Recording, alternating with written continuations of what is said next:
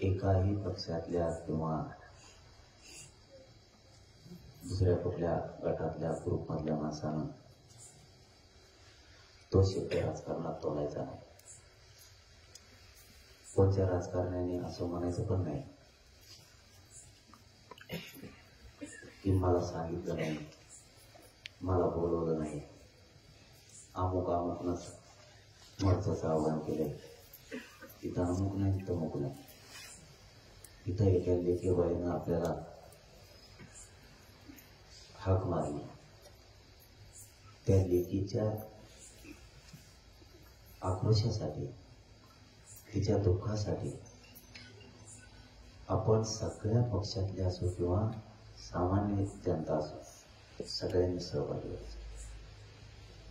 मग तो कोणी पण असू दे, त्याने म्हणायचंच नाही आमच्या आमच्याने ठेवलाय मी जात नाही. शेवटी लेकीबाईच्या जी हाक आहे त्या हाकेवर लक्ष ठेवायचं. त्या मायमाऊलीच्याही डोळ्यात पाणी, गावाच्या पण डोळ्यात पाणी, आणि उद्या महाराष्ट्राचा सुद्धा. पूर्ण महाराष्ट्र खळगावला आहे. एक घर असं नाही की तिथं दुःख नाही, कारण ही निर्गुण हत्या अशी राज्यात झाली नाही. इतकी क्रूरपणानं त्यांनी ती हत्या केली. त्यामुळे प्रत्येक घर दुःखी आहे. मी परभणीकडे होतो. प्रत्येक जागेवर गावाची गावं थांबले ते प्रत्येक गावातले लोक म्हणायचे आपल्या संतोषबाईला आपल्याला न्याय घ्यायचा. प्रत्येक माणूस म्हणत होता.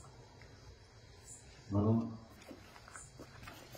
जिल्हाभरातल्या लोकांनाही सांगतो, हा जनतेच्या वतीनं मोर्चा 28 तारखेला निघणार. पुन्हा पुन्हा त्याच विषयाकडे येतो की एका लेकीनं आपल्याला हाक मारली आणि हाक मारताना तिने सांगितलंय माझ्या बापाला न्याय मिळाला पाहिजे, त्यासाठी सगळेजण मोर्चात या. मग आता समोर कोण आणि मागं कोण हे आपण नाही बघायचं. आपण समोर ठेवायचा फक्त आपले संतोषबाई.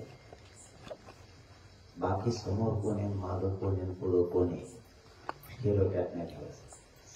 आपण प्रत्येक जण जातोय तो संतोषबाईसाठी जातोय, न्यायासाठी जातोय. आपल्या लेकीनं आपल्याला हाक मारली याच्यासाठी जातोय. हे जिल्ह्यातल्या सगळ्या बांधवांनी ही गोष्ट लक्षात ठेवा. तुमचे पक्ष जर याच्यात आणत बसला, तुम्हाला मान पान जर याच्यात आणत बसला, तर तुम्ही एका लेकीला काय न्याय देणार आहे असा अर्थ जिल्हावर जाणार आहे, राज्यभर जाणार आहे. कोणाच जर काही कुजबुज असेल तर ती सोडून द्या, कारण मी त्याच लेकीच्या दारातून बोलतो. म्हणून त्या लेकीने हाक मारली. कोणीही विचार करू नका. सगळ्याच्या सगळ्या जनतेनं 28 तारखेच्या मोर्चात सहभागी व्हा. हे माझं जाहीरपणानं या राज्यातल्या आणि बीडमधल्या बांधवांना लेकीची हाक, तिचा शब्द कोणी खाली पडू देऊ नका. तुमचं राजकारण बाजूला ठेवा आणि तिने हाक तुम्हाला मारली, तिच्या हाकेला होऊ देऊ. सगळ्यांनी, मग तो पक्ष असेल, काय काय असेल, तो कोणी पण असेल, सगळ्यांनी त्या मोर्चात सहभागी व्हा. कारण लेकीन अपेक्षा आपल्याकडून ठेवली न्यायाची. आपली जबाबदारी आहे संतोषबाईला न्याय देण्याची, आणि न्याय 100% मिळणार. काही पण होऊ दे. इथंच म्हणून सांगत नाही तर मी तिकडं सुद्धा सांगतो आणि गावकऱ्यांना पण माहिती. न्याय घेतल्याशिवाय तुम्ही आटायचा नाही, मी सुद्धा आटत. कोणी पण असू दे, किती का होऊ दिले असते, अन्नास मंत्र होते, कोणाच्या बापाला आटत नाही. संतोषबाईला न्याय मिळणार, त्याची काळजीच नाही करायची. आपण पूर्ण जीव कोणाला लावणार पण न्याय घेणार. आरोपी बी कसे भेटत नाहीत बघू. तिथं आजच सांगितलंय मुख्यमंत्र्यांना सुद्धा, पुन्हाही सांगतो. आणखीन तरी या समाजाचा तुमच्यावरचा विश्वास टळलेला नाही. मी काय सांगतोय मुख्यमंत्री साहेब, नीट ऐका. आणखीन तरी या समाजाचा विश्वास तुमच्यावरचा टळलेला नाही. आरोपी एकही मोकाट राहता कामा नये, सुटता सुद्धा एकही कामा नये, याच्यावर तुम्ही लक्ष ठेवा आणि सगळे अटक करा.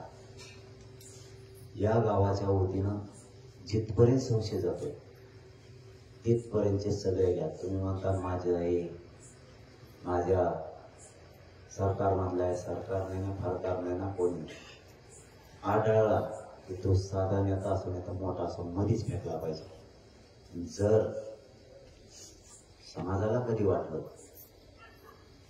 की जी आशा मुख्यमंत्र्यांकडून आहे ती आशा आता पूर्ण होत नाही, त्या दिवशी तपास जर जनतेने हातात घेतला तर मग मात्र अवघड होईल.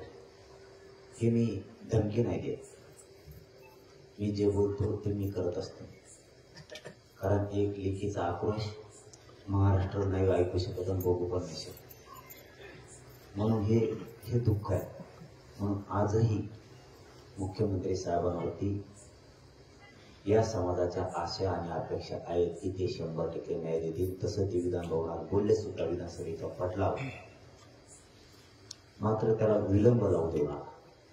कारण तुमच्या पोलीस यंत्रणेला जर 15 दिवस लागत असते नुसते कॉल डिटेल घ्यायला तर मग मात्र शंका येते. आणि एकदा जर हा समाज शंकेत गेला तर मग मात्र लोकांना. म्हणून याच मस्साजोगमधून तुम्हाला आमचं आव्हान आहे. तुम्हाला मुख्यमंत्र्यांना विनंती सुद्धा, संतोष भैयाच्या सगळ्या मारेकऱ्यांना तुम्ही तातडीनं पकडून मध्ये टाका. ज्यांचे कॉल डिटेलमध्ये सापडलेत मग तो कोणी पण असो, कारण ते एक ना एक दिवस उघडं पडणार आहे. हा गोटा त्याला पाठीशी तुम्ही घालायचं. जेवढ्या मागण्या त्या सगळ्या तुम्ही तातडीनं मार्गी काढा. कारण सध्या पालकत्व आता तुमच्याकडे आहे. त्यामुळं कामात कसूर नको, तपासात कसूर नको. कुठं दगाफटका होईल असा सुद्धा तपास नको. कठोरपणे तपास केला पाहिजे आणि कडक कारवाई करून त्यांना सगळ्यांना मध्ये टाकलं पाहिजे. मग तुम्ही ज्या तपास यंत्रणा लावल्यात त्यांनाही वेळ लागायला नको. 4-2 आरोपी धरायला तुम्हाला जर 15 दिवस लागतात म्हणल्यावर एवढे मोठे नाहीत ना ते. तुम्हाला कोणाकोणाला सत्तेच्या बाहेर काढायचे एवढे मोठे नाहीत ना ते की तुम्ही तेही करू शकत नाही. राज्यातला एवढा मोठा समाज अंगावर घ्यायचा आणि कोणाला तरी चिलटाला माकडाला सांभाळायचं हे मुख्यमंत्र्यांना न शोभणार. शेवटी एक घरातला बाप गेलाय, कोणाचा तरी पती गेलाय, आज कोणाचा तरी भाऊ नाहीये, आई बापाचा मुलगा गेलाय, हे तरी डोळ्यासमोर ठेवून राजकारण न करता काम केलं पाहिजे. आणि ही अपेक्षा मुख्यमंत्र्यांकडून सध्या तरी समाजाची आहे की ते न्याय देतील. आणि लोकांना आशा आहे, आम्हालाही आशा आहे की मुख्यमंत्री 100% न्याय देतील. पण तुम्ही साध्या कामाला जर 8-8 10-10 दिवस लावायला लागले तर मग लोकांनी तरी आशा किती दिवस जायची. म्हणून तुम्हाला सावध करतोय आम्ही की या संतोष भैयाच्या लेकीला न्याय पाहिजे, या समाजाला न्याय पाहिजे, या गावाला न्याय पाहिजे, या राज्याला न्याय पाहिजे. न्याय मात्र तुम्ही लवकर द्या, नसता न्याय आम्हाला घ्यावा लागणार, आमचा मग नाविलाज होईल. हे तुम्ही समजून घ्या. आणि तुम्हाला विनंती आहे मुख्यमंत्र्यांना की तातडीनं आता तरी तुम्ही चक्र काय फिरवायची ते फिरवा, तुम्हाला काय कुमक वाढवायची तुमची ती वाढवा, पण तातडीनं हे सगळे टांबा. कोणालाही ठेवू नका. साधा गुन्हा जरी झाला, साधा 107चा तरी पण पोलीस दारात 107चा साध्यातला साधा. आज एवढे मोठमोठाले गुन्हे त्यांच्यावर, कोणावर खानदानीचे, कोणावर ॲट्रॉसिटीचे, कोणावर 302चे, कोणावरती 307चे. तुम्ही यांना सापडत नाहीत म्हणता, मग राज्यात तुम्ही तर बिघडीत नाहीत ना, अशी शंका मात्र येऊ देऊ नका. आशा आहे, अपेक्षा पण आहे की मुख्यमंत्री लवकरात लवकर सगळ्या मागण्यांना न्याय देतील. नाही दिला तर मस्साजोग म्हणत, कुटुंब म्हणत ते आंदोलन करायला आम्ही राज्यात तयार आहे. एका दिवसात राज्य बंद पाडायचं म्हणलं तरीही संतोष भाईसाठी एका दिवसात राज्य बंद पाडू आम्ही. पण जोपर्यंत आशा आहे त्या आशयाच्या आत, अपेक्षेच्या आत मुख्यमंत्री साहेबांनी या मागणीला न्याय द्यावा. आणि या कुटुंबाच्या वतीनं आणि माझ्याही वतीनं तुम्हाला हात जोडून विनंती, आम्ही आक्रस्ताळेपणा करत नाही. आम्ही आजही मुख्यमंत्र्यांना विनंती करूनच सांगतोय, कारण आम्हाला फक्त न्याय पाहिजे. आम्हाला राजकारणाशी देणं घेणं नाहीये. तुम्ही न्याय द्या ही आम्ही तुमच्याकडून अपेक्षा करतो. कारण जोवर आता समाजाचा संयम आहे तोपर्यंतच सहन होणार आहे. पण तुम्ही जर आमची पुन्हा पुन्हा विनंती करूनही फसवणूक आणि तगाफटका करणार असलात तर संयम सुटूही शकतो समाजाचा, त्याला नाविलाज. मात्र पुन्हा सांगतो, 28 तारखेच्या मोर्चात राजकारण कोणी आणू नये ही सुद्धा आमची अपेक्षा आहे. कोणी त्याच्यात राजकारण आणू नये, कारण एका लेकीच्या बापाला न्याय द्यायचा आहे, कोणाचं तरी मुलाला द्यायचा आहे, कोणाचं तरी भावाला न्याय द्यायचा आहे. हे सगळ्या लोकांनी समजून घेणं गरजेचं. याच्यात कोणीही राजकारण आणू नये. फक्त संतोष भैयाला न्यायासाठी तो मोर्चा आहे. म्हणून सगळ्यांनी समोर होऊन कोणी न मागं राहता या जिल्ह्यातल्या सगळ्या जनतेने या मोर्चात यावं. व कोणी राजकारण करू नये, कारण समाज आणि हा जनतेचा मोर्चा आहे. जनतेच्या वतीनं निघतो, याच्यात सगळे सहभागी हो. न्याय मात्र आपण त्याच्याशिवाय सोडणार नाही, तिची काळजी करू नका. कुटुंबालाही आपण सगळ्यांनी आधार द्या, सगळेजण धीर द्या. जिथं जिथं मदत लागत तिथं तिथं आम्ही उभा राहतोय. आणि नाही लागली तरीही आम्ही उभा राहणार. आम्ही हाल सोडणार नाही त्यांचा. आता टोकाचंच लढायचं ठरवलंय तर याचा शेवटच आता करायचा. त्याशिवाय हातात नाही. जोपर्यंत होतंय सर तोपर्यंत करू. देतीलच मुख्यमंत्री न्याय ही अपेक्षा आहे. बघू पुढं मुख्यमंत्री आपण जे त्यांच्यावर विश्वास ठेवलाय, जो विश्वास ठेवलाय त्याला न्याय द्यायला ते पात्र राहतायत का?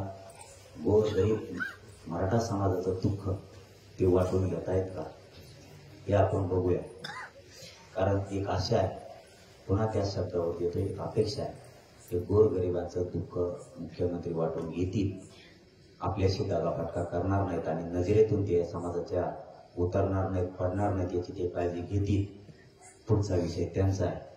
आपण 28 तास सगळ्यांनी सहभागी जिल्ह्यातल्या लोकांनी व्हावं, पण कोणी त्याच्यात राजकारण करू नये ही सुद्धा एक आमची विनंती आहे सगळ्यांना. थांबतो. पुन्हा एकदा भैयाला विनम्र अभिवादन करतोय आणि थांबतो. धन्यवाद.